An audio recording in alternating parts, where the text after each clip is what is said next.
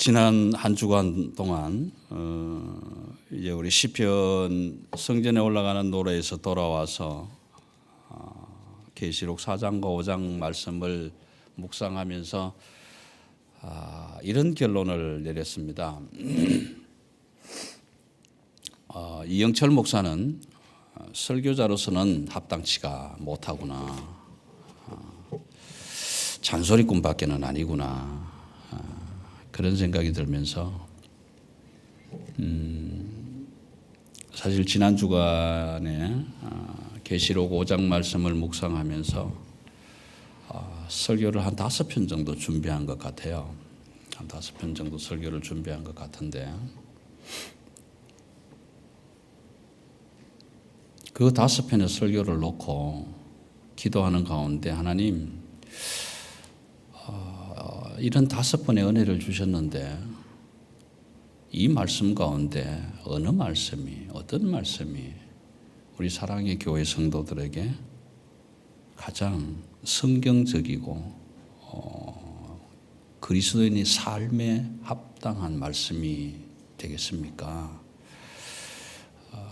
기도했지만 하나님은 말씀이 없으셔요. 이 설교 해라 이렇게 말씀해 주셨으면 참 좋았을 텐데 그렇게 대답해 주지 않으셨어요. 그래서 제가 오늘 설교 본문 5개 중에 2개를 들고 왔어요. 지금 이 위에다 얹어놓고 아이패드에 하나 더 적어놨는데 안 갖고 왔습니다. 안 갖고 왔는데 오늘 말씀을 어떻게 전해드려야 될지 제 자신으로서는 확실히 없고 하나님의 은혜가 저와 여러분에게 함께 임해서 말씀이 깨달아지는 성령의 조명이 있었으면 좋겠다라는 간절한 마음으로 함께 말씀을 좀 나눌까 합니다. 우리 젊은 세대들은 잘 모를 수도 있을지 모르지만 잃어버린 30년 이산가족 상봉 그 중계방송 하시는 것들을 여러분들은 많이 보셨을 거예요. 보면서 함께 울기도 하셨을 거고요. 그런데 그 이산가족 상봉을 하는 그 장면, 중계방송하는 장면 가운데 사실은 아나운서로 일하던 이전 그 아나운서도 엄청 많이 울고 그렇게 했지만 2부류가 있어요.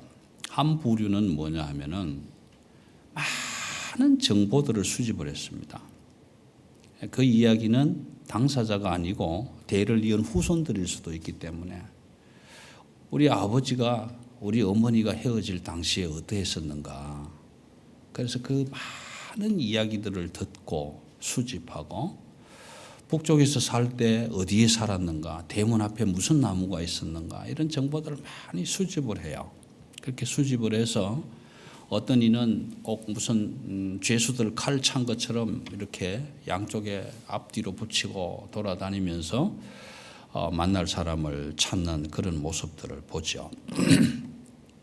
그리고 또 어떤 이들은 자기의 체험.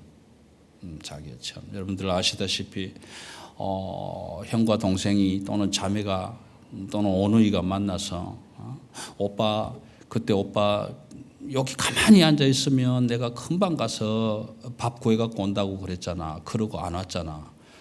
이런 이야기들을 나누면서 피부치들을 찾아가는 그런 모습들을 우리가 보았습니다.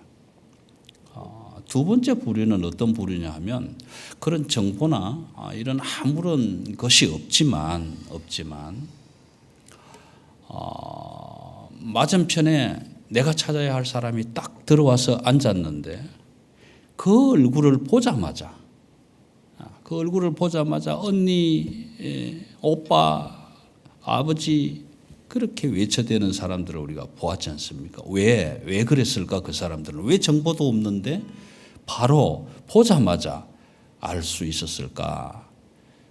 그것은 함께 살았던 삶이 있었기 때문에 그렇습니다. 함께 살았었기 때문에. 그래서 우리 집 앞에 살구나무 있었잖아, 우리 집 앞에 복숭아나무 있었잖아, 그 얘기 안 해도 오빠였구나, 누나였구나 금방 알 수 있는 거예요. 그런데 이렇게 된 근본적인 이유가 뭐냐라는, 전쟁 때문이었다. 전쟁 때문이었다.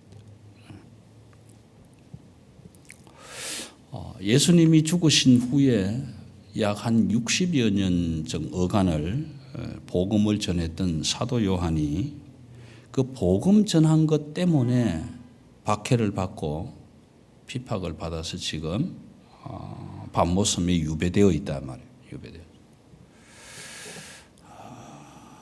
그 복음 전하는 일 때문에 반모섬에 갇혀 있는 사도 요한은 예수님이 보고 싶을까요? 아니면 안 보고 싶을까요?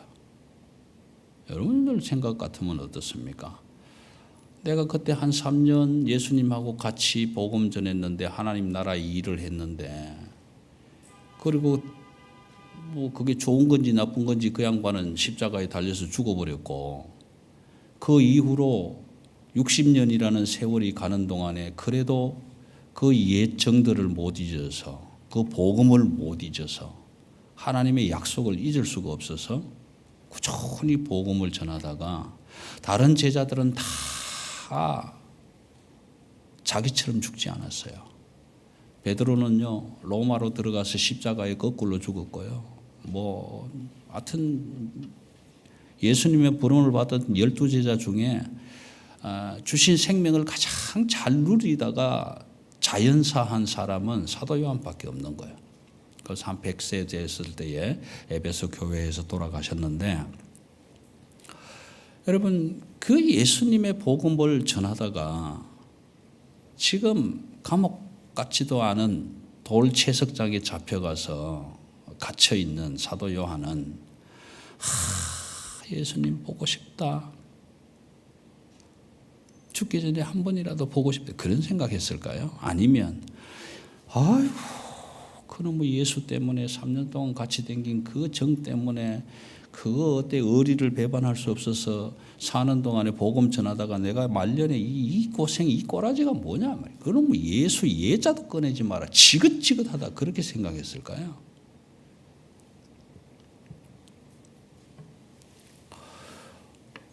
저는 요한계시록 1장 10절 말씀에 보시면 성령에 감동되어라는 표현이 나옵니다. 그리고 4장 2절에 보시면 한 번 더 나옵니다. 성령에 감동되어, 이렇게. 저는 그 성령에 감동이 되었다라는 해석을 제 나름대로 내리기를 이렇게 내리고 싶어요. 적어도 사도 요한에게 뭔지는 모르지만 간절한 기도의 소원이 있었을 것이다. 그것이 뭔지는 우리가 알 수 없지만, 사도 요한이 말하지 않지만 정말 간절한 기도의 소원이 있었을 것이다. 그 간절한 기도의 소원함이 하나님께 연결이 되고 들려져서 오늘 말씀처럼 성도의 기도로 올라가서 하나님이 그 간절한 기도에 응답해 주셔서 사도 요한은 지금 땅에 있는 것이 아니라 하늘로 올라가 있어요. 하늘로 올라가 있습니다. 지금 4장부터 5장까지는 하늘 위에서 드리는 하늘 예배의 현장이란 말이에요. 그래서 지난번에 제가 일부 예배라고 말씀을 드렸습니다. 4장의 일부 예배. 하늘 보좌에 올라가 보니 그렇게 휘황찬란하고 그렇게 웅장하고 그렇게 영광스럽고 어떻게 도저히 필설로 형언할 수 없는 그 하늘 보좌 주위에 예배의 현장이 너무너무 웅장한 거예요. 그러니까 순교자들과 천사들과 24장로들과 네 생물들이 보좌에 엎드려서 거룩하다, 거룩하다, 거룩하다. 모든 영광, 존귀, 권능 하나님 받아옵소서, 살아계신 하나님. 그렇게 찬양하고 큰 웅장한 기도가 끝나지 않습니까? 그 기도가 끝나니까 5장 1절이 딱 열리면서 뭐라고 하냐면 2부 순서에 들어가는 겁니다. 말씀이 선포될 시간이 딱 들어와요. 5장에서. 내가 보니 보좌에 앉으신 이의 오른손에 7 인봉이 된 두루마리가 있는데 이 두루마리 말씀을 펼쳐서 말씀을 선포해 주셔야 할 분이 계셔야 되는데 분명히 보좌에 앉으신 이에게 두루마리는 들려 있는데 천사라는 자가 나타나서 하는 소리가 이 임봉된 말씀을 누가 뗄 수 있겠느냐. 고함을 지르는 소리에 사도 요한도 깜짝 놀라서 아니 말씀을 전할 사람이 없을까? 눈을 들어서 보았더니 안 보이더라는 거예요. 그래서 헝헝 울었다. 사도 요한은 지금 헝헝 울고 있는 거예요. 여러분 이 사도 요한의 울음을 왜 우는지 이해하시겠습니까?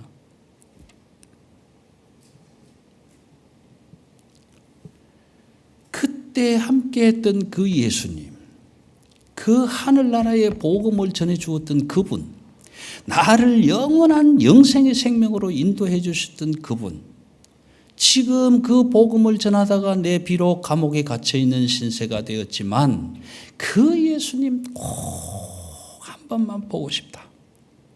한 번만 보고 싶다. 그래서 새로운 힘을 좀 얻고 싶다. 간절히 소원하는 그 기도의 소원을 들으셔서 하나님은 성령에 감동되게 하시고 사도 요한을 땅에 있는 요한을 끌어올려서 하늘로 지금 올려놨습니다. 하늘로 올려놓고 일부 예배를 드리는 장면을 막 지금 예배의 자리에 서 있는데 이제 말씀이 선포돼야 되잖아요. 그 웅장한 기도를 다 끝내고 말씀이 선포해야 되는데 누가 말씀을 선포할 거냐. 사도 요한이 눈을 들어서 보니까 이렇게 기록합니다. 땅 위 하늘에나 땅 위에나 땅 아래나 그 말씀을 선포할 합당한 자가 없더라는 거예요. 인을 떼실 자가 없더라는 거예요. 그러니 여러분 한번 생각해 보세요. 사도 요한이 내 생전에 이제는 예수님을 만날 수가 없는데 꿈에서라도 하나님 성령으로 감동해서 환상 중에라도 그 예수님 한번 만나보면 좋겠는데 그래서 하늘로 성령 감동으로 하늘로 올려놨는데 그 예수님이 없단 말이에요. 그렇게 사모하던 그분이 말씀을 전해주시리라 생각을 했는데 없는 거예요. 그러니 얼마나 슬프고 얼마나 황당하고 얼마나 허무했겠냐 말이에요. 내가 땅에서 천국에 가면 예수님 만날 거라고 생각하고 열심히 성경 읽고 복음 전하고 기도하고 찬양하고 여기까지 왔는데 막상 천국에 올라가 보니까 안 계셔. 너무너무 힘들지 않았겠어요? 내가 그동안 땅에서 뭐 했지? 무슨 짓 했지? 그리고 울고 있는데 24장로 중에 한 사람이 와서 하는 말이 그 말이란 말이에요. 울지 마라. 울지 마라. 유대 지파 다윗의 뿌리가 이겼기 때문에 그 혈통을 통해서 나온 한 싹이 이 인을 떼실 것이다. 떼실 것이다. 그 소리를 듣고 요한이 고개를 들어서 다시 보니 무엇이 보였습니까? 죽임당한 어린 양이 보였다. 이 말이에요. 죽임당한 어린 양이 보였다. 여러분 성경에 기록된 많은 말씀들이 있습니다. 근데 거룩하다 존귀와 영광과 권능을 받아옵소서 살아계신 그리스도 다 중요하고 다 버릴 수 없는 말이죠. 그런데 오늘 저는 너무너무 중요한 한마디 내가 다시 보니 왜 주님이 안 보이실까? 나하고 3년 동안 함께 복음 전했는데 그 주님이 왜 안 보이실까? 내가 먼저 그 나라에 가 계시겠다고 했는데 왜 안 보일까? 얼마나 서운했겠냐 말이에요. 그런데 24장로 중에 한 사람이 와서 다윗의 뿌리가 이겼다. 유대 지파의 다윗의 뿌리가 이겼다. 그분이 나와서 인을 떼실 것이다. 그 소리를 듣고 내가 다시 보니 죽임당한 어린 양, 십자가의 죽임을 당하신 그 어린 양 예수, 그분이 보였단 말이에요. 그분이 보였다. 여러분 오늘 이 아침에 지금까지 그분이 보이지 않았더라도 말씀을 통해서 기도하고 기도에 응답이 없고 묵상해도 응답이 없고 찬양해도 기쁨이 없었을지라도 지금까지는 여러분 오늘 이 시간부터 이 말씀을 통해서 여러분과 제가 말씀과 기도와 묵상 찬양을 통해서 다시 한번 고개를 들여서 죽임당한 어린 양 그 예수 그리스도를 볼 수 있는 하나님의 성령의 감동이 있어지기를 기원합니다. 여러분 우리는 살면서 안 보여요. 안 보인다고요.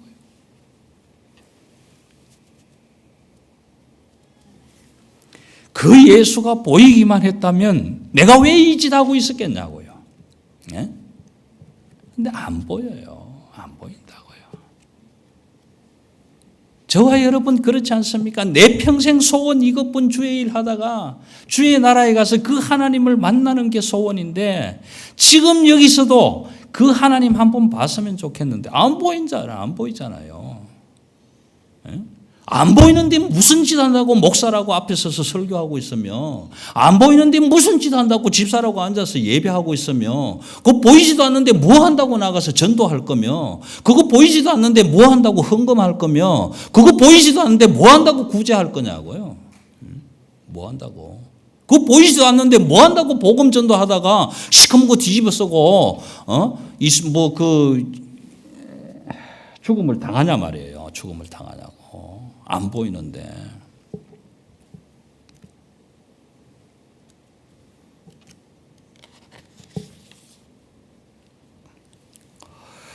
그런데 그 죽임당한 어린 양, 그 어린 양이 나와서 오른손에 들고 있는 그 두루마리를 들고 인을 떼신단 말이에요. 그 인을 떼는 그 장면 앞에서 성도의 그 금 항아리, 성도의 기도가 담겨있는 그 금 향로가 쫙 열리면서 우리의 모든 기도가 하나님의 보좌 앞으로 쫙 올라가고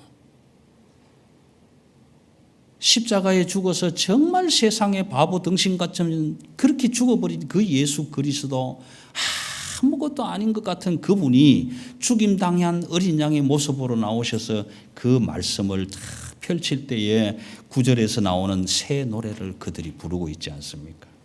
새 노래를.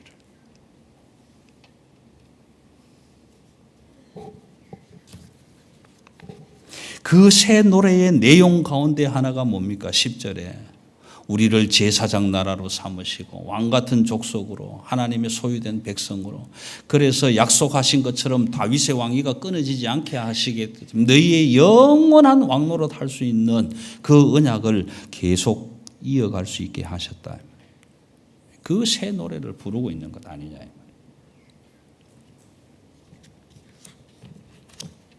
여러분 죽임당한 어린 양은 무엇이냐 말이에요. 죽임당한 어린 양. 죽임당한 어린 양은 십자가에 달려 돌아가신 예수 그리스도 그분일 것이고 그래서 저와 여러분은 육신적인 예수 그리스도를 우리가 만질 수도 없고 볼 수도 없지만 우리가 십자가를 바라보면서 늘 생각하는 것은 그 십자가 위에서 죽임당하신 나 위하여 죽임당하신 그 주님을 생각하고 있지 않느냐. 그런데 왜 그게 안 보이냐. 왜? 여러분 이 땅 살아가는 사람들 중에 저와 여러분들만큼 예수 그리스도에 관한 정보를 많이 가진 사람이 세상에 또 어디 있습니까? 그렇지 않습니까? 여러분 십자가에 관한 정보 저와 여러분만큼 많이 아는 사람이 누가 있냐고요. 오늘 예배 마치고 옆집에 가서 옆집 사람하고 식사하시면서 한번 물어보세요. 당신은 예수 그리스도에 관한 정보를 얼마나 가지고 있습니까? 당신은 십자가를 얼마나 알고 있습니까? 한번 물어보세요. 그러나 저와 여러분은 예수 그리스도의 정보, 십자가의 정보를 이 하나님의 말씀을 통해서 어느 누구보다도 더 많이 가지고 있지 않나요? 이산가족 상봉하는데 어느 누구보다도 많은 내 가족의 정보들을 가지고 걸고 나갔지만 그 정보를 알아줄 사람이 누가 있냐? 그 정보 가지고 만난 사람이 얼마나 있냐? 여러분 구원은 예수 그리스도에 대한 정보가 구원시켜주는 것 아니다 이 말이에요. 십자가의 정보가 저와 여러분을 구원하는 것 아니란 말이에요. 그럼 무엇이 나를 구원할 거냐? 여러분 예수 그리스도 십자가의 만남이 일어나지 아니하면 아무리 많은 정보를 가지고 있어도 여러분 새 노래를 부를 수가 없습니다. 예수는 2000년 전에 이 땅에 왔대. 예수는 복음 전하다가 십자가에서 죽었대. 예수는 어쨌대. 다시 오신대. 다 알죠. 모르는 사람이 어디 있습니까? 십자가 다 알죠. 수직적으로는 하나님과 우리의 사랑이요. 옆으로는 이웃 간의 사랑이요. 다 알죠. 누가 모릅니까? 저와 여러분만큼 잘 아는 사람이 어디 있습니까? 그러나 그 예수 그리스도 그 십자가를 한번 만난 적이 있냐 말이에요. 한번 만나본 적이 있고 함께 해본 적이 있고 동행해본 적이 있고 살아본 적이 있어야 그 십자가가 눈앞에 나타났을 때 그 십자가 그 예수라고 고함 지르고 달려가서 당신이 나의 예수님 아니었냐고 말할 것 아니냐 말이에요. 말할 거 아니에요. 아니 우리가 지금 예수님 하고 있는데 수염이 얼마나 길었으면 머리 모양은 어떠며 눈 색깔은 어떤지 도대체 그것이 무슨 필요가 있냐 이 말이에요. 그 많은 정보 모르는 사람이 어디 있냐 이 말이에요. 그렇게 많은 정보를 가지고 있는데 어떻게 우리는 만남이 일어나지 않냐 이 말이에요.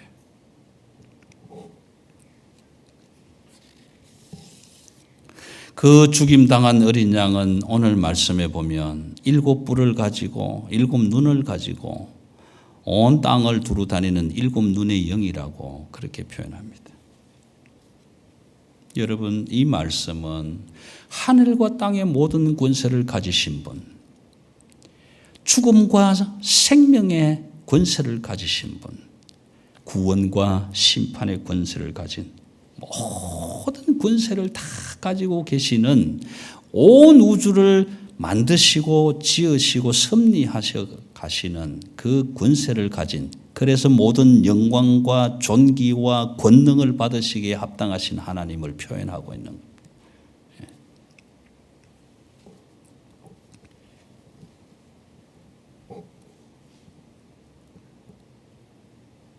그래서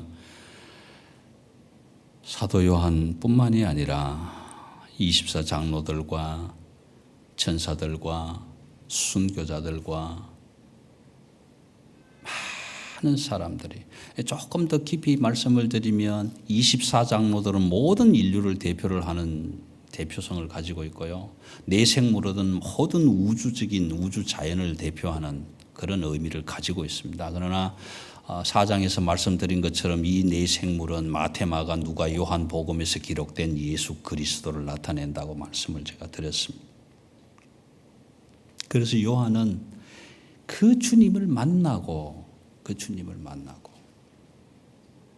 정보로 만난 것이 아니라 그때 함께 했던 그 주님, 십자가의 어린 양으로 죽으심을 당하신 그 주님을 만나고 이렇게 고백하며 찬양하지 않습니까? 호산나 호산나 죽임당한 어린 양, 호산나 호산나 예수 다시 사셨네. 여러분 십자가에 죽었던 그 주님이 그렇게 간절히 사모하는 마음으로 사모하고 있을 때에 성령의 감동하심으로 하늘 보좌로 올라가서 만나보았더니 그 죽임당한 어린 양, 이사야 53장에서 고백하는 것처럼 도수장으로 끌려가는, 세상 죄를 지고 가는 그 어린 양의 모습으로 자기 앞에 나타났을 때 호산나 호산나 죽임당한 어린 양, 호산나 호산나 예수 다시 사셨네, 그렇게 찬양한다. 왜요? 만났으니까. 여러분, 저와 여러분이 이 땅 살면서 60년, 70년 살면서 아무리 예수 고함 질러도 내 영혼 속에, 내 가슴 속에 다가오는 그 십자가의 사건으로 진짜 만남이 일어나지 아니하면 그 기쁨이 없습니다. 그 기쁨 없어요. 엎드려 경배하고 아멘 할 수가 없다. 여러분, 요한계시록 1장부터 22장까지를 읽어보시면 정말 아주 짜임새 있는 구조로 되어 있습니다. 사도 요한은 성령의 감동이 되어서 1장, 2장, 3장을 통해서 교회의 현실적인 모습을 다 우리에게 얘기해 줬어요. 우리에게. 그 7교회, 소아시아에 있는 7교회는 오늘날 이 지구상에 있는 모든 교회를 다 대표하고 있는 교회. 그래서 지난주에 말씀드린 것처럼 그 교회 안에 우리 교회도 들어있다. 우리 사랑의 교회도 들어있다. 거기에 사랑의 교회, 멜번 사랑의 교회 이름 안 나온다고 여러분 우리는 해당 없다 그렇게 생각하면 큰 오산이에요.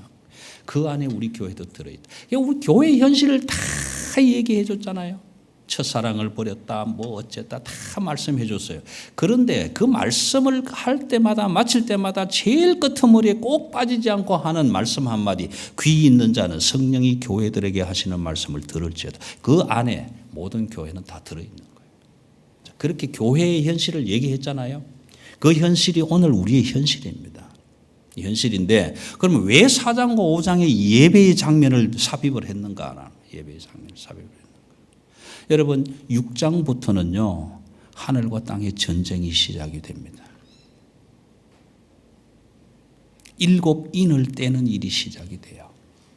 그 7인을 떼면요 흰말이 나오고 빨강말이 나오고 검정말이 나오고 청황색말이 나오고 하는 그 말들이 가진 의미들이 다 있지만 이제 그런 전쟁이 시작이 돼요. 영적 전쟁이 시작이 됩니다.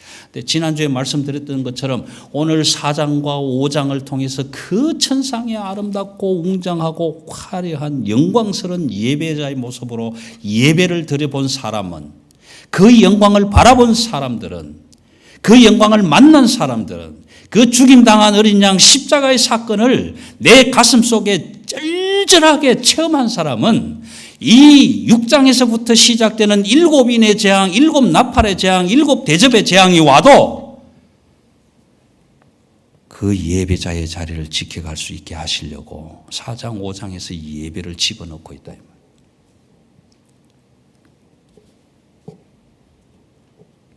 자, 그러면 그 예배가 무슨 상관이 있는데요, 나하고?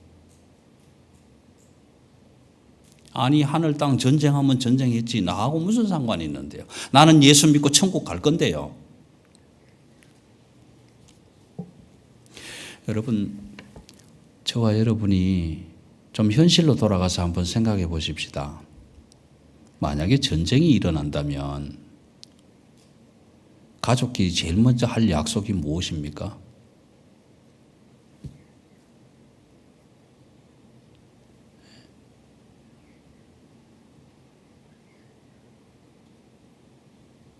우리가 여기 한 가족이, 온 가족이 다 함께 있다가 전쟁이 일어나면 문제는 좀 달라질 수도 있습니다.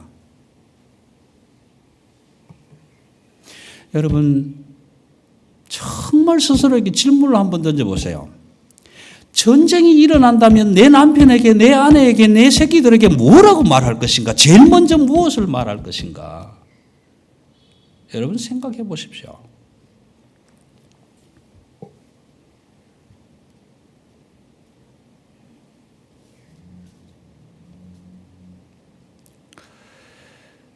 오늘 아침에도 잠시 뉴스에 거론이 되기는 했습니다만 지금 전 세계가 대한민국 한반도를 걱정하고 있는 시대이기는 합니다. 뭐 그런 일이 일어나서는 안 되겠지만 그렇다면 여러분, 만약에 저와 여러분이 다른 나머지 가족이 한국에 있다면, 그래서 한반도에 전쟁이 일어났다면 거기 있다 죽으세요. 그럴 겁니까? 아니면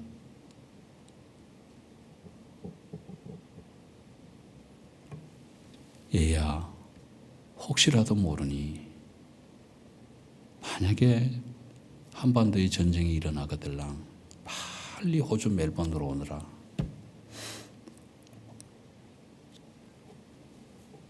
여러분, 사랑하는 자녀들에게 그렇게 말씀하십시오. 지금 계시록 6장이 열리면 하늘과 땅의 전쟁이 일어날 것인데 그 전쟁 속에서 살아남을 수 있는 자는 오직 예수 그리스도의 인침을 받은 자라야 되는데, 짐승의 표를 받으면 다 죽을 수밖에 없는데 영원한 심판과 영벌의 전쟁을 일으킬 그 예수 그리스도의 전쟁이 만약에 일어난다면 너는 무슨 일이 있어도 천국에서 만나자. 너는 무슨 일이 있어도 하나님의 나라에서 만나자. 내가 반드시 그곳으로 갈 것이니 거기에서 만나자. 혹 손을 잡고 도망을 가다가 피하다가 손을 놓고 길을 잃어버리는 한이 있더라도 마지막 꼭 거기에서 만나자. 그렇게 약속하셔야 됩니다.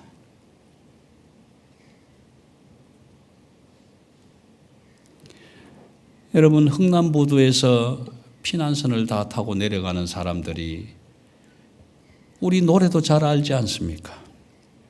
금수나 어디 있느냐, 불러도 보았다, 외쳐도 보았다. 그 그래서 오빠, 언니, 누나 찾아가면서 결국 다 모여서 부산까지 내려왔고, 지금도 옆집에 살면서도 형제인지도 모르고 살아가는 사람들이 있지 않냐 말이에요. 여러분, 오늘 우리 사랑의 교회는 만약에 하나님이 영적 전쟁을 시작하셔서, 지금도 시작되었지만 이 영적 전쟁이 본격화되어 갈 때에 마지막 신앙으로 다 이겨내고 마지막 집결지는 하늘 보좌가 있는 하나님의 보좌 앞인 줄 믿으시길 바랍니다. 그곳에서 만나야 돼요. 그곳에서 만나야 돼요. 그곳에서 만나야 됩니다.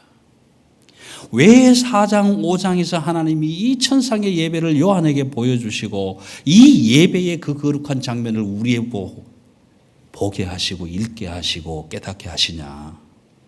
이제 6장이 시작되면 하나님의 전쟁이 일어나게 될 텐데, 그 전쟁이 일어날 때 짐승의 표도 받지 말고 세상을 따라가지 말고 오직 말씀에 순종하고 있다가 하나님의 호령, 천사장의 호령이 나타날 때 그 음성을 듣거든 하늘 보좌에서 만나자. 그 사건을 우리에게 보여주시는 거예요. 보여주시는 거라고.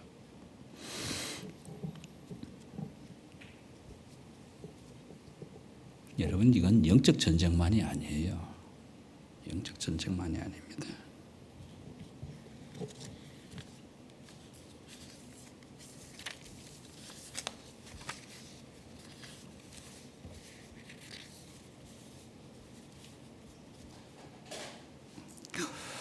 이사야 55장 6절에서는 이렇게 기록합니다. 너희는 여호와를 만날 만할 때에 찾으라. 가까이 계실 때에 부르라.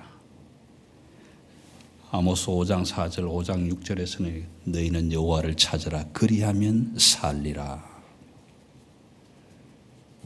여러분, 저는 목사기 때문에 천국 간다? 아니요.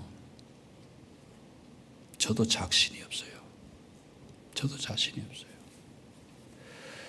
정말 하늘 보좌 심판대 앞에 섰을 때에 오만 죄를 다 까발려 놓고 너는 안 돼?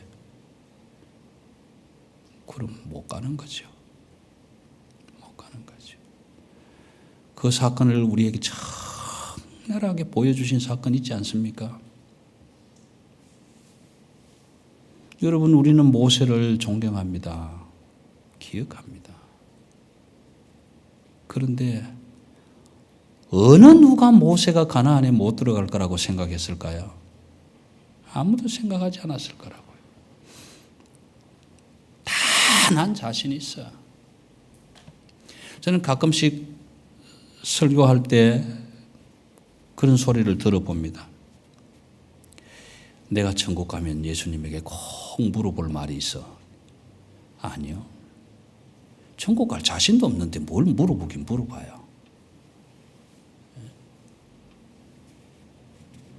모세를 어느 날 부르셔서 느보산에 올리시고 저 보이는 가나안 땅을 바라봐라. 너는 들어갈 수가 없다. 그러면 모세는 적어도 그래야 될 겁니다. 우리 같으면 그럴 거예요. 아니, 내가 뭘 잘못했길래 당신이 그럴 수 있어? 이 40년 동안에 내가 이 백성을 어떻게 끌고 왔는데? 적어도 그래야 되지 않겠어요? 그런데 거기에 누가 항변할 수 있냐 말이에요. 하나님의 결정을.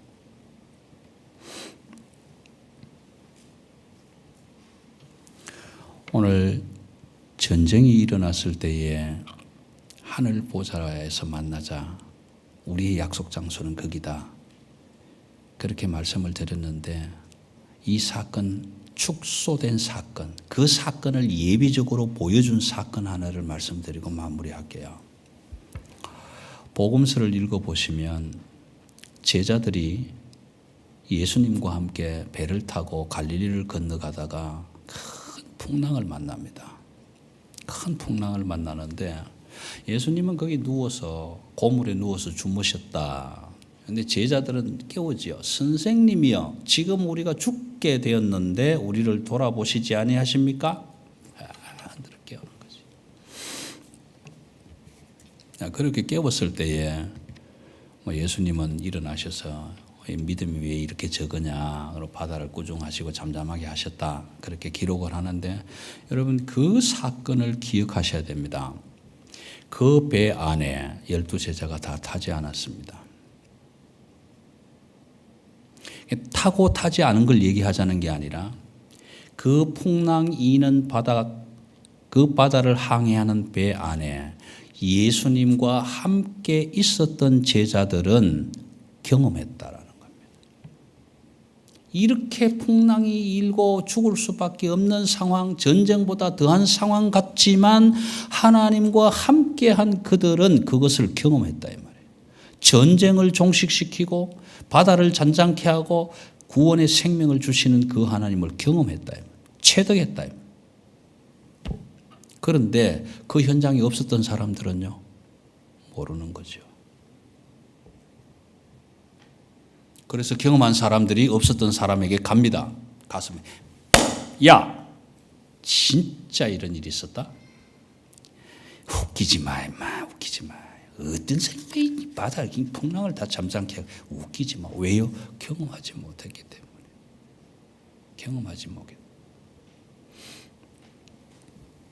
여러분, 오늘 4장과 5장을 마지막으로 종결하면서 예배의 자리는 그런 자리입니다. 예배의 자리는 하나님의 보좌 앞의 자리입니다. 이 예배의 모임은 마지막 때에 하나님의 앞으로 모이기를 훈련하는 자리입니다. 어떤 일이 있어도 이 훈련을 게을리하면 쉽게 빠질 수도 있고요.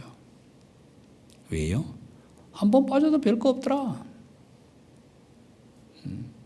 한번 빠져도 별거 없더라. 하나님의 천사장의 호령이 나타났을 때도 또 있겠지. 또 있겠지. 여러분, 그게 아니에요. 그게 아니고.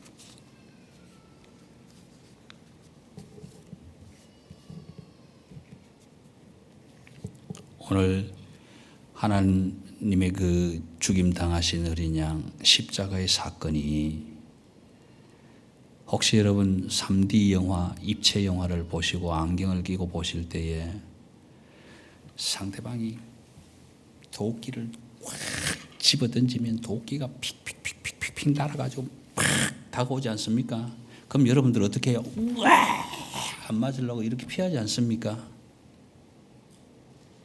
여러분, 오늘 이 사도 요한의 계시록 4장 5장 이 말씀 속에서 예배의 그 존엄함과 영광스러움과 그 확신이, 그 십자가의 사건이, 하나님의 말씀이, 죽임당하신 예수 그리스도 어린 양이 오늘 날아오는 그 도끼처럼 팍 돌면서 날아와서 저와 여러분의 가슴에 콱 박혀서 영원히 지워지지 않아야 돼요.